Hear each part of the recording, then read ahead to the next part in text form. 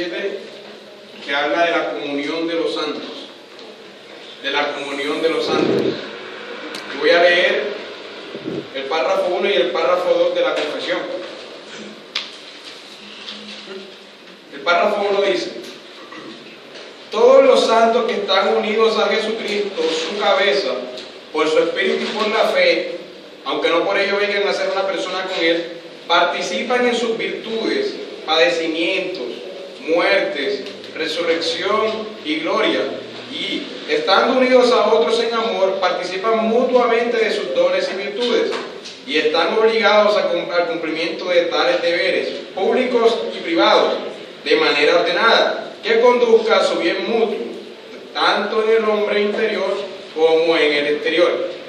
El párrafo 2 dice lo siguiente: los santos, por su profesión, están obligados a mantener entre sí un compañerismo y comunión santos en la oración a Dios y en el cumplimiento de los otros servicios espirituales que tienden a su edificación mutua, así como ayudarse unos a otros en las cosas externas, según sus posibilidades y necesidades, y según la norma del Evangelio, aunque esta comunión deba ejercerse especialmente en las relaciones en que se encuentren, ya sea en las familias o en las iglesias.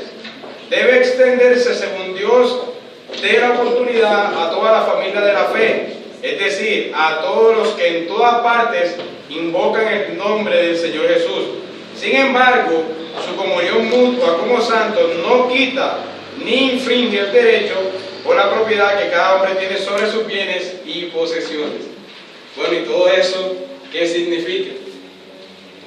Vamos a tratar de explicar todo lo que hemos leído en 4 puntos, para que luego de explicar estos 4 puntos usted lea nuevamente la confesión de fe y pueda entender qué significa todo ese montón de palabras que hemos dicho.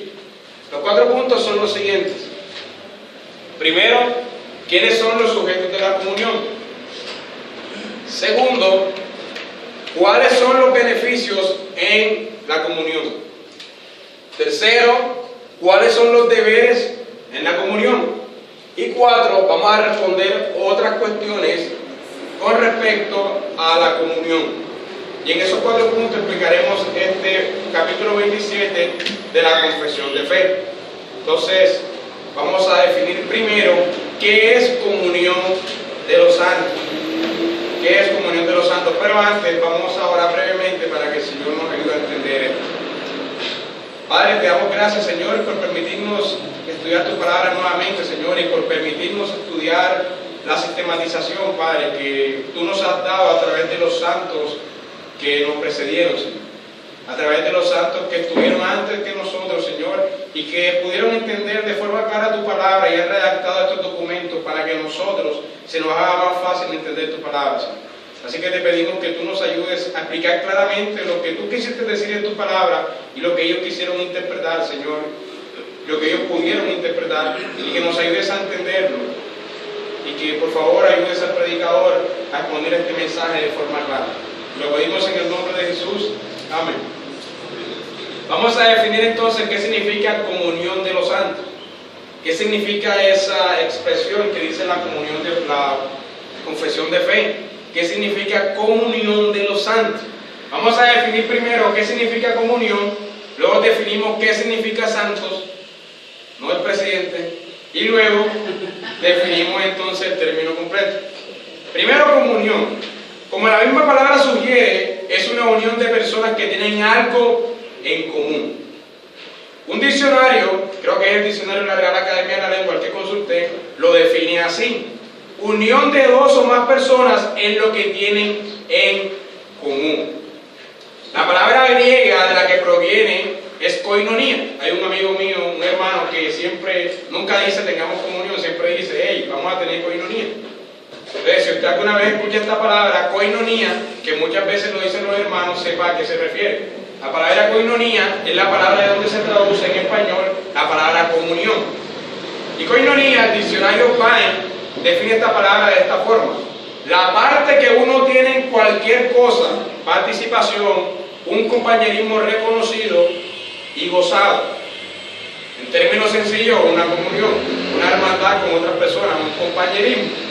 Así que cuando hablamos de comunión, estamos hablando de una comunidad o de un grupo de personas que tienen algo en común.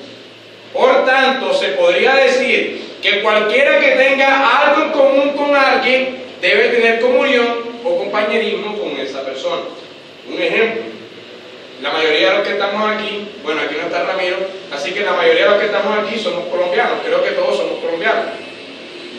Y esto nos lleva a tener comunión, esto nos lleva a tener algo en común con ustedes. A mí me lleva a tener esto algo en común con ustedes y con todos los nacidos en nuestro país. Y por tanto, esto nos lleva a tener comunión con esta sociedad, con los demás colombianos. Podríamos hablar entonces de la comunión de los colombianos. ¿Cuál es la comunión de los colombianos? Todos los que han nacido en este país. Tenemos en común que nacimos en Colombia. Así que podemos hablar de la comunión de los colombianos. O ser hincha del Nacional o hincha del Independiente Medellín. El ser hincha de esos equipos te lleva a tener algo en común con los otros hinchas de esos otros equipos. Y por tanto, a tener cierta comunión con esas personas. Cuando el Nacional gana, ¿quiénes lo celebran? Los hinchas del Nacional y no otra comunidad. Por tanto, podríamos hablar de la comunidad nacionalista o de la comunidad roja, ¿cómo se diría? Esto nos muestra que existe una necesidad, mis hermanos, de tener comunión con las otras personas que tengan algo en común con nosotros. Es una necesidad del rapero andar con otros raperos. Es una necesidad del delincuente incluso andar con otros delincuentes.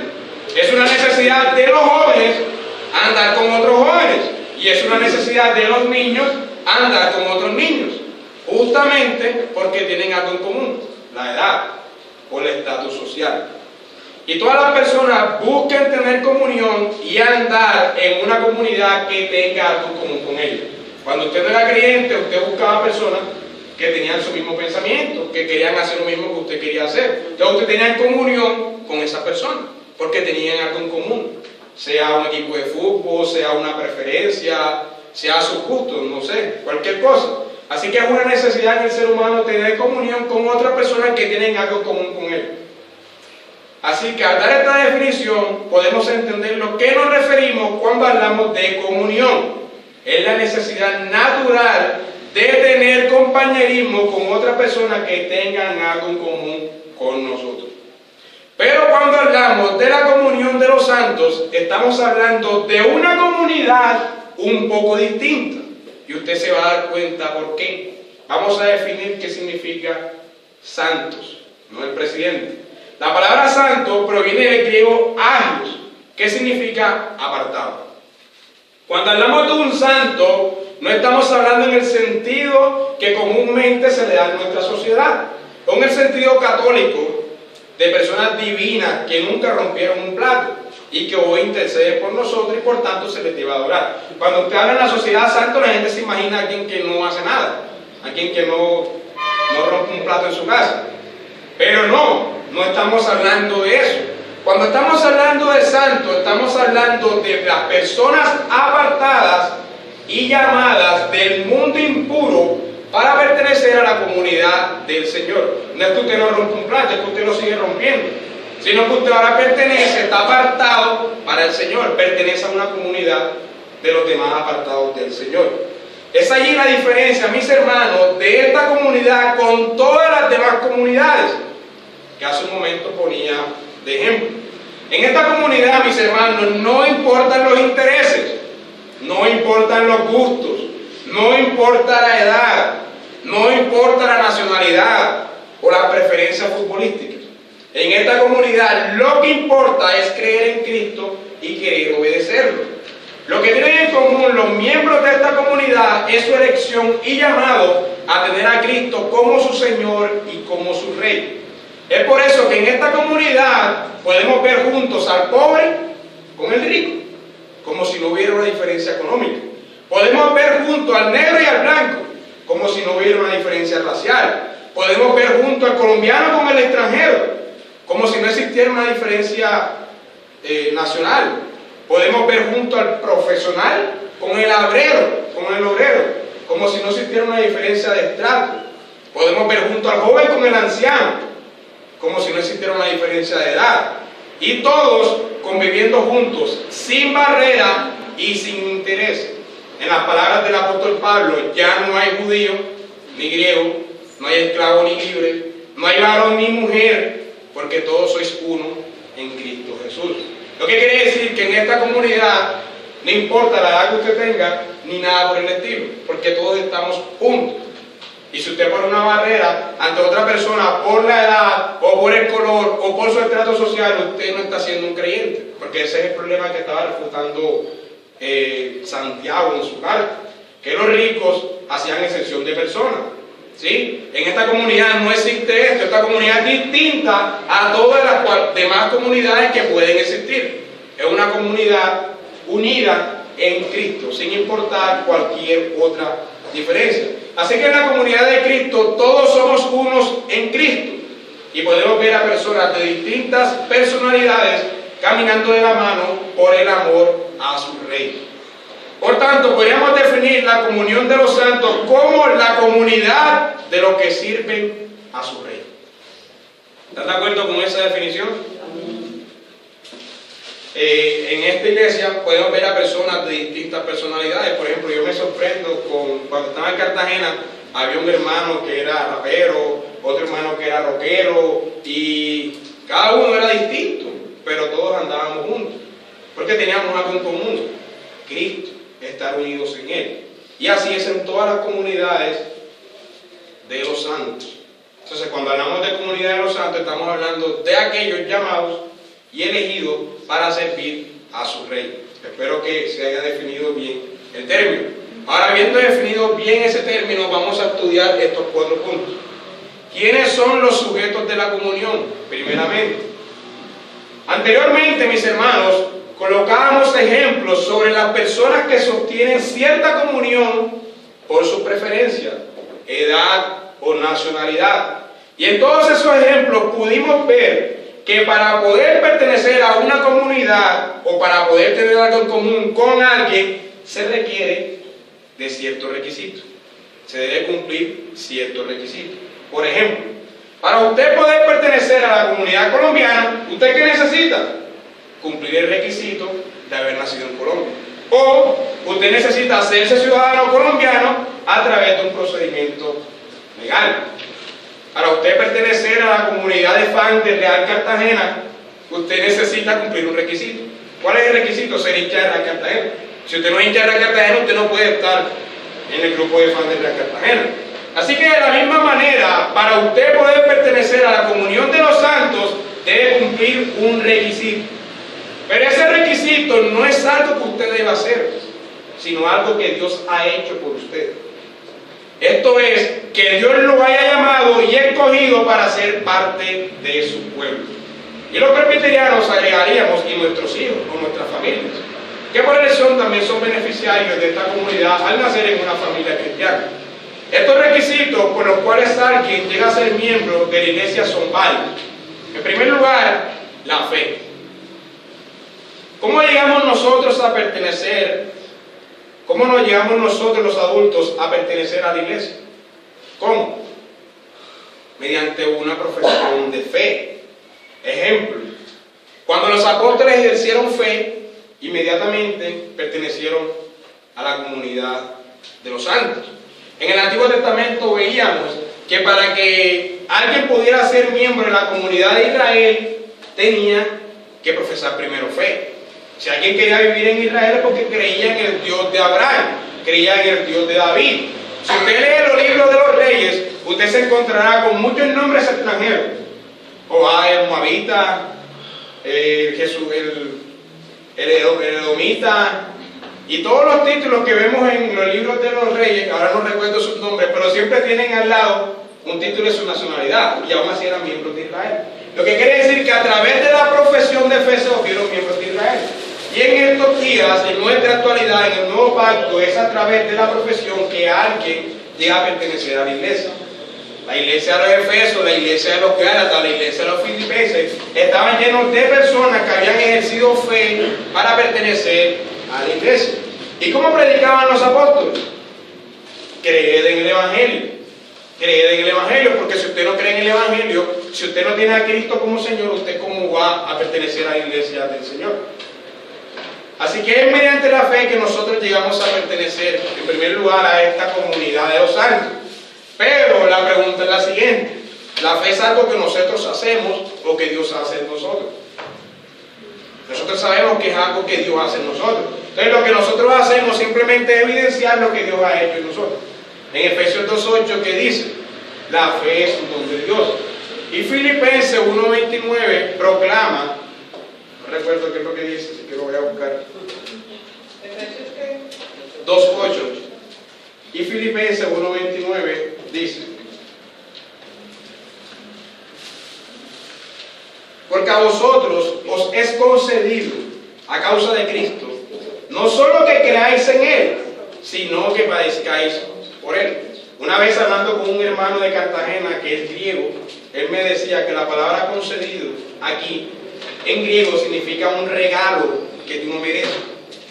Entonces, la palabra aquí es, si lo traduciríamos literalmente, diría lo siguiente: porque a vosotros se les ha dado un regalo que ustedes no merecen a causa de Cristo. Y este regalo es no solo que crean en Él, sino que también sufran por Él. O sea que nos está diciendo que la fe es un don de Dios. Por tanto, es algo que Dios hace en nosotros, pero que se refleja en nuestra profesión de fe. Aunque es algo que nosotros hacemos, es algo que Dios primero ha hecho por nosotros, para poder pertenecer a su iglesia. Por tanto, no todos pueden pertenecer a su iglesia, sino todos a los que el Señor les concede ese privilegio. En segundo lugar, para pertenecer a la comunión de los santos, para ser sujetos de esta comunión, se requiere del arrepentimiento. Y el arrepentimiento va de la mano del anterior, de la fe. No podríamos decir, mis hermanos, que alguien ejerce fe sin arrepentirse. Eso es imposible. O que alguien se arrepiente sin ejercer fe. Tampoco. Ambas cosas ocurren simultáneamente. No sabemos qué ocurre primero, las dos ocurren al mismo tiempo. Así que si la fe es una obra que Dios hace en nosotros y se manifiesta en nuestra profesión de fe, de igual manera es con el arrepentimiento. Es Dios que nos concede el arrepentimiento para poder creer en Él. ¿Y cómo llegamos nosotros a pertenecer, nosotros los adultos, a pertenecer a la iglesia? Además de la fe, mediante el arrepentimiento. ¿Qué es el arrepentimiento? Muchas veces ustedes han escuchado esa definición. La palabra metanoia significa cambio de dirección. Lo que quiere decir que usted va caminando en esta dirección y usted se arrepiente y hace esto. Lo que quiere decir que un arrepentimiento es que alguien que vive una vida sin Dios se arrepiente y ahora comienza a caminar bajo la ley de Dios. Usted antes vivía sin la ley de Dios y ahora usted se arrepiente y comienza a andar en la ley de Dios. Entonces un arrepentimiento es un cambio de camino, un cambio de mentalidad, un cambio de interés, un cambio de vida. Eso es un arrepentimiento. Así que usted no puede pertenecer a la iglesia del Señor y seguir haciendo lo que hacía antes. Usted al contrario se arrepiente y cambia de mentalidad y ahora usted pertenece a la iglesia del Señor o a los sujetos de la comunión, a la comunidad de los santos. Los apóstoles, ¿cómo llegaron a pertenecer a la iglesia? Por medio de un arrepentimiento. ¿Y cuál era la predicación de ellos? Arrepentidos y creen en el Evangelio. ¿Cuál fue la primera predicación de Juan el Bautista? Arrepentidos y creer en el Evangelio. ¿Cuál fue la primera predicación del Señor Jesucristo? Arrepentidos y creer en el Evangelio. Noten que las dos cosas van de la mano. Arrepentidos y creer. Las dos cosas van unidas. Y el arrepentimiento, aunque es algo que nosotros hacemos, también es algo que Dios hace en nosotros. 2 Timoteo 2:25.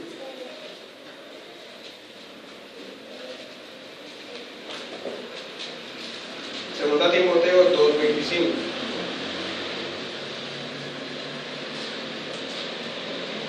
Dice, está Pablo ayudando, aconsejando a Timoteo a que no entre en los debates de una forma mala, sino que lo haga con paciencia y con prudencia.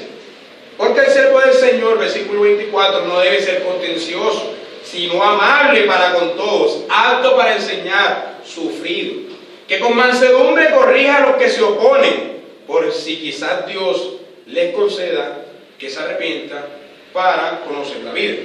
Aquí se nos dice que es Dios, nuevamente la palabra conceder, un regalo inmerecido, es Dios quien nos da a nosotros el arrepentimiento.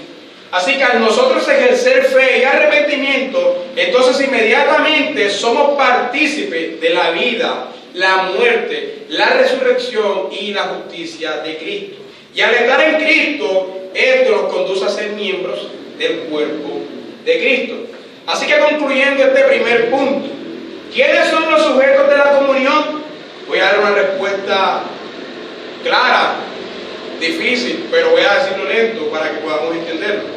Los elegidos y llamados por Cristo, los presbiterianos agregaríamos, si nuestra familia, quienes debido a esa elección y ese llamamiento han ejercido fe y arrepentimiento y por tanto han sido partícipes de la vida de Cristo y unidos a Cristo mediante el derramamiento del Espíritu en ellos, y al estar unidos a Cristo nos convertimos en miembros de su cuerpo, el cual se manifiesta visiblemente en la iglesia, y por tanto esto nos hace partícipes de la comunión con otros miembros del cuerpo de Cristo. Esa es una definición consistente para definir nuestro primer punto. ¿Quiénes son los sujetos de la comunión? Ahora, el pertenecer al cuerpo de Cristo y ser miembro de su iglesia y poder pertenecer, por tanto, a la comunión de los santos, nos hace partícipes de ciertos beneficios. Y eso nos conduce al segundo punto, los beneficios en la comunión. Ok, pertenecemos a la comunidad de los santos, pero ¿qué beneficio nos trae eso? Todos sabemos que por ser colombianos tenemos beneficios. Tenemos el derecho a votar y tenemos muchos otros beneficios que el gobierno nos concede por ser únicamente ciudadanos colombianos, por haber nacido en este país. Así que de la misma manera tenemos ciertos beneficios por pertenecer a la iglesia de los santos. En primer lugar, ¿qué más beneficio que la salvación? Que el Señor nos conceda la salvación.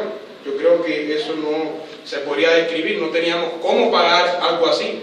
Como el Señor nos hace nacer en la comunión de los santos para crecer en ella y ser salvos de esta perversa generación. La mayoría de cristianos no son conscientes del privilegio de pertenecer a la comunión de los santos. Nosotros, mis hermanos, en muchas ocasiones no valoramos este privilegio. Vivimos como si no existiesen nuestros hermanos, como si estuviésemos solos en este mundo. Vivimos como si no tuviésemos privilegio y por eso menospreciamos la iglesia del Señor. ¿Cuál es el concepto que usted tiene de la iglesia? ¿Cuál es el valor que usted le da a los hermanos de la iglesia? Si usted responde esa pregunta, tal vez usted pueda tener una respuesta al concepto y el valor que usted le da a pertenecer a la comunión de los santos. En primer lugar, pertenecemos a una familia, Gálatas 6:10.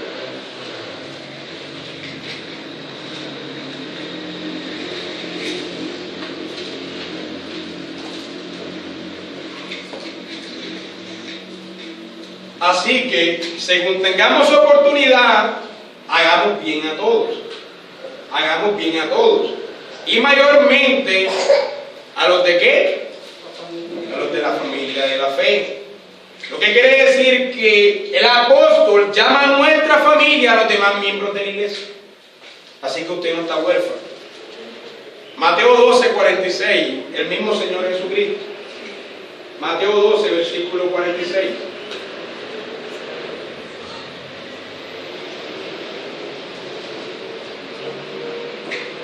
Dice, mientras él aún hablaba a la gente, he aquí su madre y sus hermanos estaban afuera y le querían hablar. Y le dijo uno, he aquí tu madre y tus hermanos están afuera y te quieren hablar. Respondiendo él al que le dijo esto, dijo, ¿quién es mi madre y quiénes son mis hermanos? Y extendiendo su mano hacia sus discípulos, dijo, he aquí mi madre y mis hermanos. Porque todo aquel que hace la voluntad de mi Padre que está en los cielos, ese es mi hermano y hermana y madre. Lo que está diciendo el Señor Jesucristo es lo mismo que dijo el apóstol Pablo. Es mi familia, son nuestra familia, son nuestros hermanos. ¿Sí? El mismo Señor Jesús entonces llama familia a los que hacen la voluntad de su Padre. Eso es los creyentes, los miembros de la iglesia. Así que lo primero que tenemos que entender es que los creyentes pertenecen a una familia. O sea, mis hermanos, el estar en la comunión hace que no estemos huérfanos en este mundo, sino que tengamos una familia a la cual pertenece. No se nos debe olvidar eso. Así como usted aprecia a su familia, en ese mismo grado usted debe apreciar a los hermanos de la iglesia.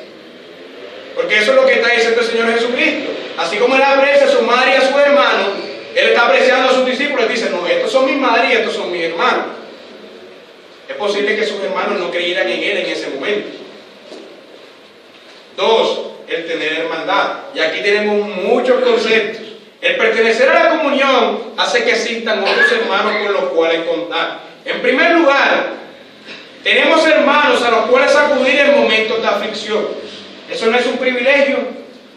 Tener a alguien con el cual acercarse cuando usted está afligido y conversar con él, no es un privilegio. Ese es un gran privilegio.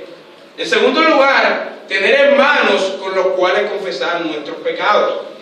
Santiago 5:16 dice, confesad los pecados unos a otros. El que confiesa su pecado alcanza misericordia.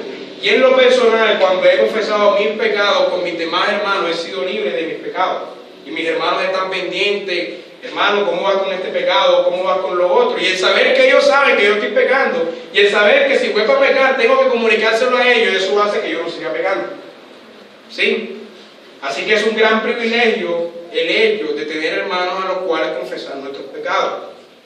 Pero claro, hay hermanos que no son prudentes, así que tenemos que ser prudentes con saber con cuáles hermanos vamos a confesar nuestros pecados. En tercer lugar, podemos contar con hermanos que oren por nosotros. El mismo pasaje de Santiago 5:16 dice, confesar los pecados unos a otros y orar unos por otros. Charles Spurgeon solía decir, el mejor regalo que un hombre le puede dar a otro hombre es orar por él. No hay otro regalo. A veces nosotros queremos plata, carro, casa, no sé. Pero el mejor regalo que alguien le puede dar a usted es orar por usted. Y qué privilegio que tengamos hermanos que oren por nosotros. Por eso debemos orar los unos por los otros. Y ese es un gran privilegio, porque el Señor oye la oración del justo. El Señor escucha nuestras oraciones. En cuarto lugar, es un privilegio tener hermanos con los cuales disfrutar y compartir. Aquí nosotros muchas veces hemos hecho planes, hemos salido a almorzar a la casa de la hermana Nubia, de la hermana Ángela y de todas las demás hermanas que están aquí presentes. Y que gran privilegio poder tener a alguien con quien compartir y con quien disfrutar sanamente en la fe. Porque nosotros sabemos que si hacemos eso con personas que no son de la comunión de los santos, se van a decir malas palabras, se van a decir chistes obscenos, y se van a pasar cosas que a nosotros como creyentes no nos agrada. Así que qué privilegio salir con otros hermanos y disfrutar con ellos sanamente. Es un gran privilegio poder pertenecer a esta familia de la fe. En quinto lugar, podemos contar con hermanos que nos ayuden a ver nuestros errores. A veces usted, mi hermano, se molesta porque otro hermano le ayuda a ver su error. Pero usted no se ha dado cuenta que es un gran privilegio que usted pueda contar con un hermano que le ayuda a ver sus errores. Es un gran privilegio que usted pertenezca a la familia de la fe y que haya alguien que como su hermano y con toda la confianza del mundo le pueda expresar los errores que usted está cometiendo para que usted los corrija. Y ese es un gran privilegio, aunque usted no lo vea así. En sexto lugar, es un gran privilegio contar con hermanos que nos ayuden en nuestras dificultades. Les voy a contar un caso. Hace un mes aproximadamente se me dañó mi celular. Ya yo sin celular me cuesta mucho hacer mi trabajo. Y yo estaba bastante preocupado por ese daño. Duré como 2 o 3 días sin celular. Y el celular, el gasto más o menos era como 80,000 pesos, porque fue un daño grande. Y dije, bueno, me toca sacar los 80,000 pesos. Pero me acordé que había un hermano de la iglesia, la gracia, que arreglaba celular. Así que fui donde el hermano. Yo no quería no pagarme, yo quería pagarme. Pero sabía que el hermano podía confiar en él por ser de la familia de la fe. Primero, no le iba a hacer otro daño al celular. Segundo, no le iba a cobrar más caro, sino que me iba a cobrar lo justo. Así que fui al del hermano para que no me metiera el gato por liebre, como decimos en Cartagena. Y el hermano me arregló el celular y cuando yo fui a buscarlo me dijo, hermano, no te preocupes, déjalo así, yo te lo arreglo gratis. Qué privilegio, mis hermanos. Yo le insistí en pagarle, pero él no quiso y yo no voy a pelear con él por eso. Entonces, qué gran privilegio poder contar con otros hermanos que nos ayuden en nuestras dificultades, cualquiera que sea. Qué gran privilegio contar con un hermano en el cual apoyar. Mi hermano, necesito que me prestes tanto. Y pagarlo, obviamente. Pero qué gran privilegio poder contar con esa familia. Yo no tengo problema en pedirle a mi hermana lo que necesita. Igual debería ser la comunidad de los santos. Y si leemos Hechos, el libro de los Hechos, vemos que ellos tenían todas las cosas en común. Esto no significa que ahora usted va a vender su carro para darle a su hermano, no. Significa que usted ayuda a sus hermanos. Que entienda que la comunidad de los santos es una familia. Y que no puede haber alguien en la iglesia con mucho dinero y un hermano sin poder comer. Tenemos que ayudarnos los unos a los otros. Otro gran privilegio que contamos es tener hermanos que nos puedan aconsejar. Nosotros, como pecadores en este mundo y como personas con tribulaciones y con problemas, porque no hay ninguno que no tenga problemas en esta iglesia, a veces necesitamos consejo. Y qué privilegio tener un hermano en el cual desahogarse para que nos aconseje correctamente, bíblicamente. Si usted va a buscar un consejo de un hermano mundano, por ejemplo, si usted ha embarazado a su novia, usted va a un amigo mundano y el consejo que le va a decir es que aborte. Ese es un consejo, a los ojos del mundo bueno, pero no es un consejo bíblico. Pero si usted se acerca a un hermano cristiano, le va a decir, mi hermano, atente a las consecuencias. Cásate con esa muchacha y hazte responsable de tus gastos. Y aunque sea la opción más difícil, el camino más difícil es lo bíblico, es lo correcto. Y ese hermano te está aconsejando en amor. Así que qué gran privilegio poder acercarnos a hermanos que nos aconsejen bíblicamente. No sé si usted puede entender eso, pero para mí es un gran privilegio. Y en octavo lugar, contar con hermanos que nos enseñen. Es un gran privilegio que Dios haya dotado de dones a su iglesia. Que algunos hermanos tengan más dones que otros en la enseñanza. Por tanto, algunos de nosotros no tenemos claro algunas enseñanzas. Ya acudimos a hermanos que sí tienen ese conocimiento. Y qué gran privilegio que nos puedan enseñar a entender más la palabra del Señor. Mi hermano, cualquier resumen que yo haga de los beneficios que tenemos en la hermandad por estar en la comunión de los santos se queda realmente corto ante el gran privilegio de pertenecer a esta comunidad de los santos. Yo he tratado de resumir todos los beneficios, pero en realidad nunca voy a poder definirlos todos, porque son muchos, son innumerables, incontables, son incalculables. Así que yo no podría definirlos completamente. He tratado de acercarme más o menos a lo que podría ser estos privilegios, a lo que podría ser este privilegio de pertenecer a la familia de la fe. En tercer lugar, es un privilegio poder ofrecer un culto agradable a nuestro Señor en hermandad, es un gran beneficio. Cantar en comunidad es un beneficio. El Señor escucha la oración y el canto de la comunidad. Es un gran privilegio escuchar la palabra en comunidad. Poder sentarnos junto a otros hermanos a escuchar la palabra. Es un gran privilegio, mis hermanos, orar en comunidad. Que podamos orarle al Señor como una comunidad santa. Y es un gran privilegio también leer la palabra en comunidad. Usted se imagínese por un momento, tener que hacer un culto usted solo en su casa al Señor, de forma individual. Cada quien solo en su casa. Imagínese. Es un gran privilegio entonces poder juntarnos con otros hermanos en la fe y poder elevar acciones de gracia, oraciones, cánticos espirituales, leer la palabra y escuchar la palabra junto a nuestro Señor. Es un gran privilegio ofrecerle este culto al Señor. Es un gran beneficio que nosotros tenemos y nos ayuda en la santificación. Algo que debemos entender, mis hermanos, y yo suelo decirlo mucho, es que nosotros no venimos a la iglesia únicamente a escuchar una predicación o a aprender. Nosotros no venimos a la iglesia únicamente a orar o a celebrar la resurrección del Señor o a descansar en nuestras horas. Uno de los grandes beneficios que tenemos de venir a la iglesia es poder tener comunión los unos con los otros. No se nos olvide eso al venir a la iglesia, que sea nuestro propósito cuando vengamos. Cuando venimos a la iglesia, venimos a tener compañerismo y hermandad con los otros hermanos. El cristiano no es una religión, el cristianismo no es una religión individual y egoísta. Al contrario, mis hermanos, el cristianismo es una religión colectiva y de hermandad. es una religión donde el egoísmo no debería tener cabida, no debería existir, y el individualismo tampoco. Así que, como dije, hay muchos beneficios que se obtienen por esta comunión, y cualquier posición o resumen que yo haga sobre este tema se va a quedar demasiado corto. Así que pertenecer a la iglesia no solamente trae beneficios, grandes beneficios, sino que también trae responsabilidades. ¿Y cuáles son estos deberes y estas responsabilidades? Ese es nuestro tercer punto, los deberes en la comunión. Usted no solamente tiene beneficios, también tiene deberes, los cuales cumplir. ¿Cuáles son estos deberes? En primer lugar, buscar el bien mutuo. Mi hermano, si usted no está buscando el bien de la comunidad, usted está pecando contra el Señor. Nosotros venimos a edificar a la comunidad, no a destruirla. Buscar el bien mutuo es un deber de todos los miembros de la comunidad de los santos. Gálatas 6:1.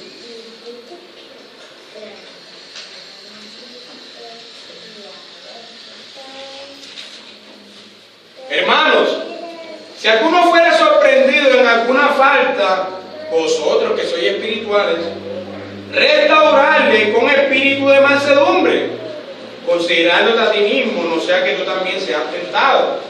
Y muchas veces, mis hermanos, al ver nosotros las fallas de nuestros hermanos, lo que hacemos es hablar más del hermano, atacarlo, decir que no es creyente, humillarlo. Pero lo que dice la palabra es que a las fallas de nuestros hermanos tenemos que ayudarlos, corregirlos de forma espiritual. Así que esto es buscar el bien mutuo.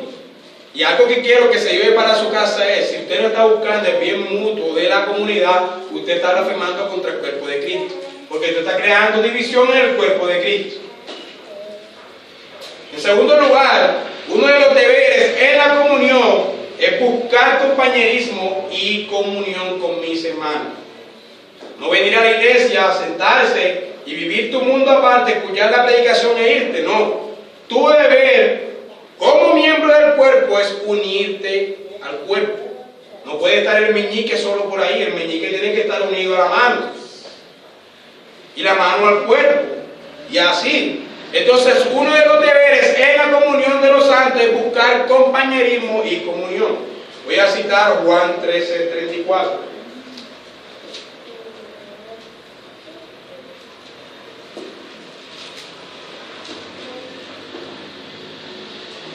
Un mandamiento nuevo os doy, que os améis unos a otros. ¿Era nuevo ese mandamiento? No, sino que los judíos lo habían corrompido. Un mandamiento nuevo os doy, que os améis unos a otros. Como yo os he amado, también os améis unos a otros. Hermanos, ¿sabes con cuánto amor te amó el Señor? Tanto que se entregó por ti.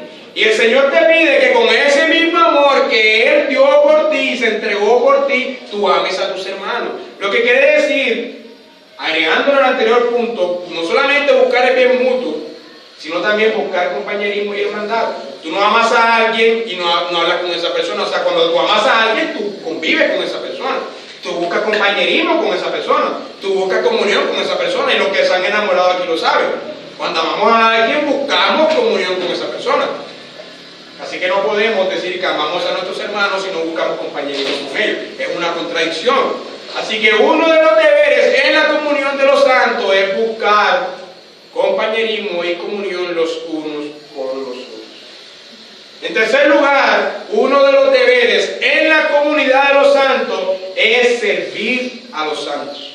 Mateo 20:26.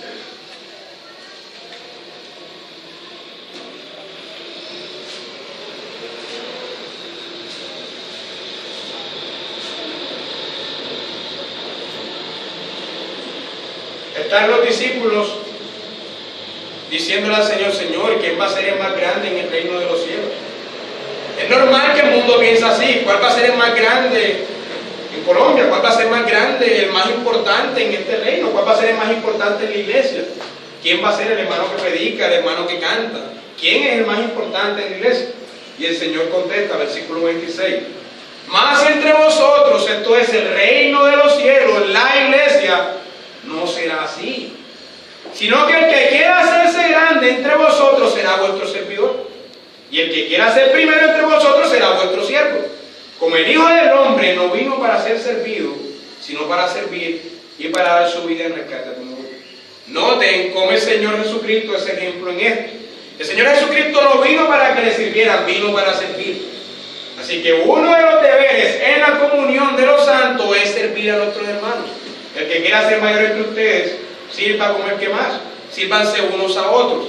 Es por eso, mis hermanos, que cuando una iglesia en gran manera no crece, y no es solamente ese el problema, pero es uno de ellos, es porque los miembros no se comprometen con la iglesia a servir en la iglesia. Servir en la iglesia es servirle a los santos. Lo que yo estoy haciendo aquí es servirle a ustedes, predicando un mensaje. Claro que tengo que servir mejor y en otras áreas. Siempre hay que mejorar. Pero nuestro deber es servirle a los santos en los dones que el Señor nos ha dado. Si el Señor nos ha dado dinero, sirvamos a los santos. Si el Señor nos ha dado don de enseñanza, sirvamos a los santos. Si el Señor nos ha dado don de servicio, sirvamos en la iglesia. Entonces, mis hermanos, uno de los deberes de usted como miembro de la comunidad de los santos es servir a los santos. Servir en la iglesia es su deber. Usted no viene para ser servido, viene para servir. No viene para ser servido, viene para servir. En cuarto lugar, ayudarse mutuamente en sus necesidades. Vamos a Hechos 11.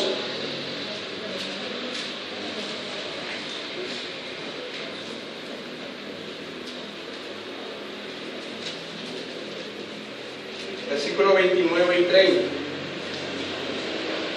Entonces los discípulos, cada uno conforme a lo que tenía, determinaron enviar socorro a los hermanos que habitaban en Judea, lo cual en efecto hicieron, enviándolo a los ancianos por manos de Bernabé y de Saulo. Las iglesias entre sí se ayudaban mutuamente en sus necesidades. Pablo le escribe a los romanos: la iglesia de Jerusalén necesita ayuda, los romanos envían ayuda. Así que uno de los deberes es ayudarnos en nuestras necesidades, no solamente económicas. Usted sabrá cuáles son las necesidades de los hermanos. En Hechos 2, como ya dijimos, se dice que tenían en común todas las cosas, se ayudaban mutuamente. Así que uno de sus deberes es que cuando usted ve a su hermano mal, a su hermano caído, usted lo ayuda. Usted ayuda a los miembros de la familia de la fe en sus necesidades. Ese es otro deber en la comunión de los santos. Y usted dirá: bueno, hay más deberes que beneficios. No, mi hermano. Hay muchos beneficios, pero también hay deberes. Todos tenemos que colaborar para que los beneficios se puedan ver y observar. Perdón, me equivoqué. En quinto lugar, adorar juntos al Señor. Ese es un deber de usted como cristiano. Venir a la iglesia y adorar al Señor. Adorarle cantándole, leyendo su palabra, escuchando la predicación.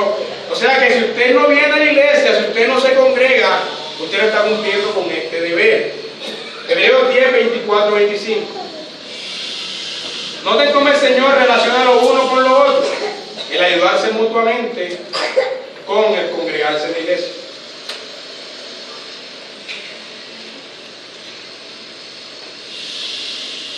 Hebreos 10, 24, 25. Y considerémonos unos a otros para estimularnos al amor y a las buenas obras. Pero si usted no viene a la iglesia, ¿cómo va a hacer esto? Por eso el versículo 25 dice: no dejando de congregarnos, como algunos tienen por costumbre, sino exhortándonos, y tanto más cuando veis que aquel día se acerca. Así que, mis hermanos, uno de los deberes es venir a la iglesia, venir a la comunión de los santos y ofrecer culto a nuestro Señor juntos. Ese es otro deber de usted como miembro de la comunidad de los santos. Y en último lugar, edificarse, exhortarse y animarse mutuamente. Uno de nuestros deberes como miembro de la comunidad de los santos es exhortar a mi hermano cuando está fallando, es animar a mi hermano cuando necesita consuelo, es edificar a mi hermano cuando tiene alguna dificultad. Ese, mi hermano, no es una opción de usted, no es una opción que usted exhorte a su hermano, no es una opción que usted anima a su hermano, es un deber que usted tiene como miembro de la iglesia. ¿Entienda? Usted tiene este deber para con su hermano, exhortarle, ayudarle, animarle y edificarle. Es su deber. Como miembro de la comunidad colombiana, usted tiene unos deberes que tiene que cumplir y usted los cumple. Y así como usted cumple esos deberes, usted también tiene que cumplir los deberes de pertenecer a la comunidad de los santos. En conclusión, mis hermanos, es el deber de todos los miembros de la comunidad de los santos preservar esa unidad. Es nuestra responsabilidad buscar la unidad de los hermanos y la comunión los unos a los otros. Si usted está causando división en la iglesia, usted está dividiendo el cuerpo de Cristo. Usted está blasfemando contra su cuerpo. Es su deber entonces buscar la unidad y la comunión de los santos. Ese es el deber de todos y cada uno de los miembros de la comunidad de los santos. Voy a citar dos ejemplos de cómo Pablo exhorta este problema. Vamos a 1 Corintios 12.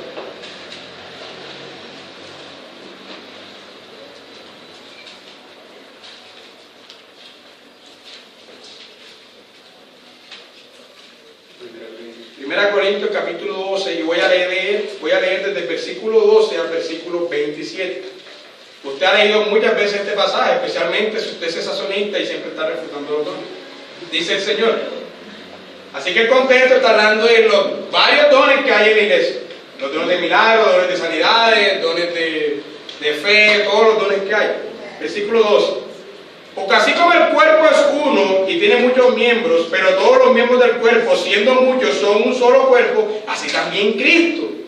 Porque por un solo espíritu fuimos todos bautizados en un cuerpo, sean judíos o griegos, sean esclavos o libres, y a todos se nos dio a beber de un mismo espíritu. Además, el cuerpo no es un solo miembro, sino muchos.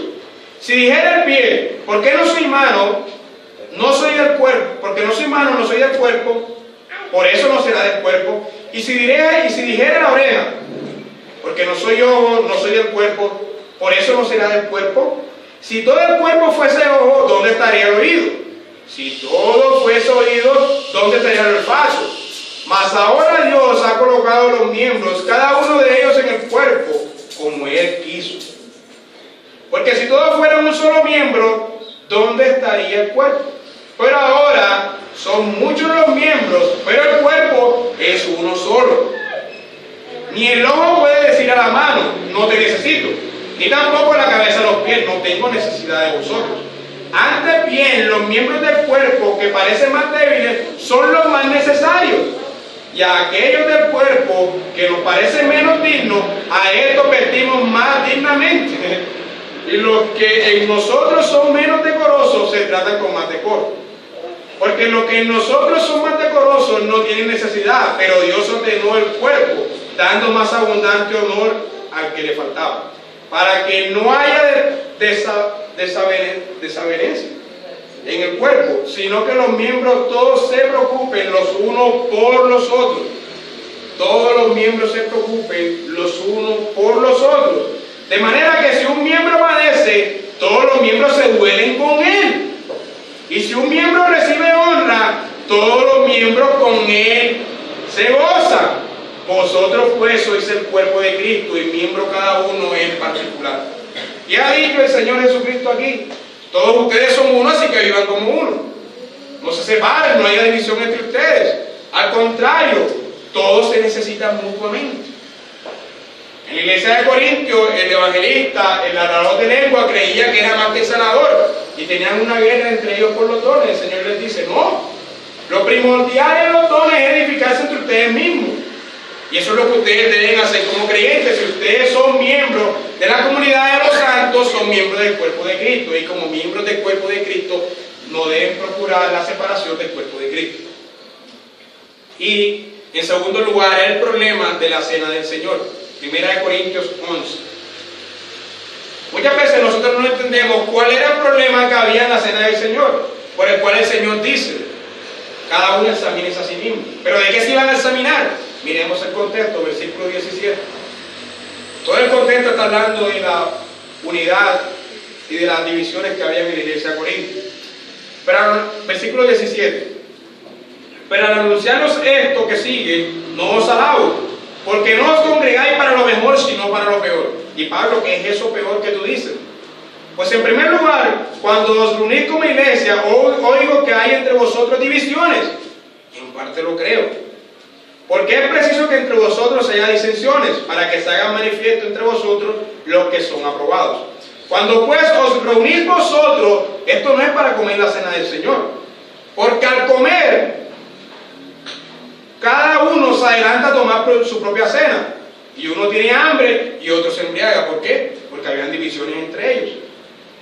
Pues ¿qué? ¿No tenéis casas en que comáis y bebáis? ¿O menospreciáis la iglesia de Dios y avergonzáis a los que no tienen nada? ¿Qué os diré? ¿Os alabaré? En esto no os alabo. Versículo 27. De manera que cualquiera que comiera este pan o bebiera esta copa del Señor indignamente será culpable del cuerpo y de la sangre de Cristo. Por tanto, pruébese cada uno a sí mismo, coma así del pan y beba de la copa, porque el que come y bebe indignamente sin discernir el cuerpo del Señor, juicio come y bebe para sí. ¿Cuál es el cuerpo del Señor? La unidad de su iglesia. Por lo cual hay muchos enfermos y debilitados entre vosotros y muchos duermen. Si pues nos examinamos a nosotros mismos, ¿de qué nos vamos a examinar? De las divisiones que había. A nosotros mismos no seríamos juzgados, mas siendo juzgados somos castigados por el Señor, para que no seamos condenados con el mundo. Así que, hermanos míos, cuando os reunís a comer, esperaos unos a otros. Si alguno tuviera hambre, come en su casa, para que no os unáis para juicio. Las demás cosas las pondré en orden cuando yo fuera. Sí, habían divisiones, como cuando usted no quiere compartir con su hermano, entonces usted no quiere comer con él, come primero. Usted lleva más comida para avergonzar a su hermano que tiene menos. Y lo que está diciendo Pablo es que cuando vamos a comer la cena del Señor, examinémonos de que estamos procurando la unidad de su iglesia. Por tanto, hay muchas personas que no deberían estar comiendo la cena del Señor. Si usted no está procurando la unidad de la iglesia, usted no debería comer la cena del Señor, porque usted debería procurar esta unidad. Y procurando esta unidad y no buscando el mal de sus hermanos, entonces usted se hace partícipe del cuerpo de Cristo, porque no puede pelear la mano con el ojo. Todos tienen que estar unidos. Y esos son dos problemas que Pablo refuta con respecto a las divisiones en la iglesia. No puede estar el cuerpo de Cristo dividido. Y lo último, otras cuestiones de la comunión, esto sí es breve. En primer lugar, debe extenderse a toda la familia de la fe. Esto es la iglesia universal. O sea, usted no puede decir, bueno, tengo comunión con mis hermanos de Ríos de Gracia, pero no con los de la gracia de Dios. O prefiero por encima a mi hermana de la iglesia de Ríos de Gracia que a mi hermana de la iglesia de la gracia de Dios. No.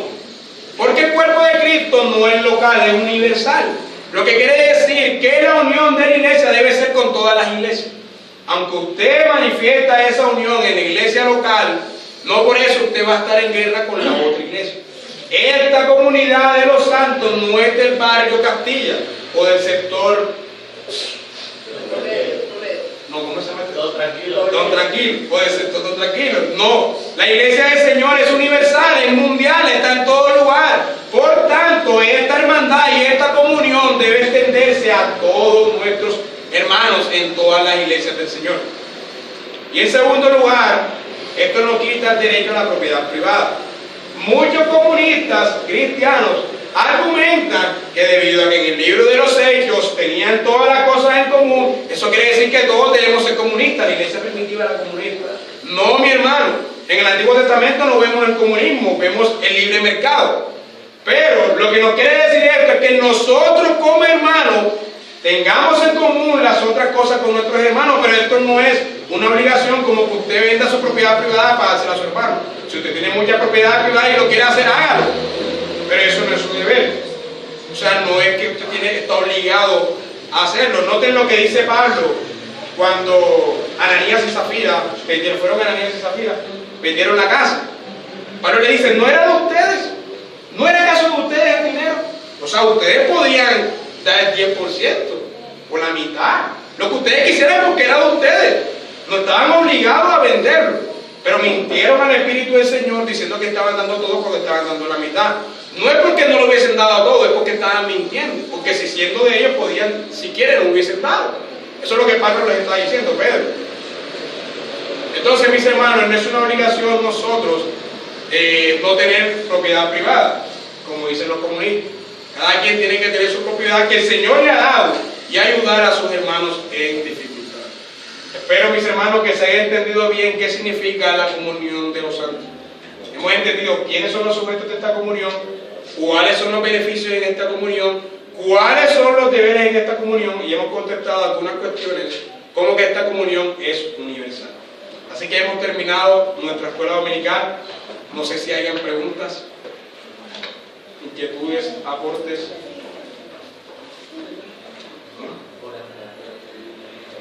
Bueno, ya terminamos orando porque no hay tiempo.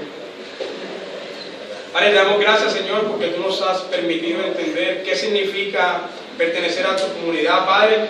Gracias por hacernos sujetos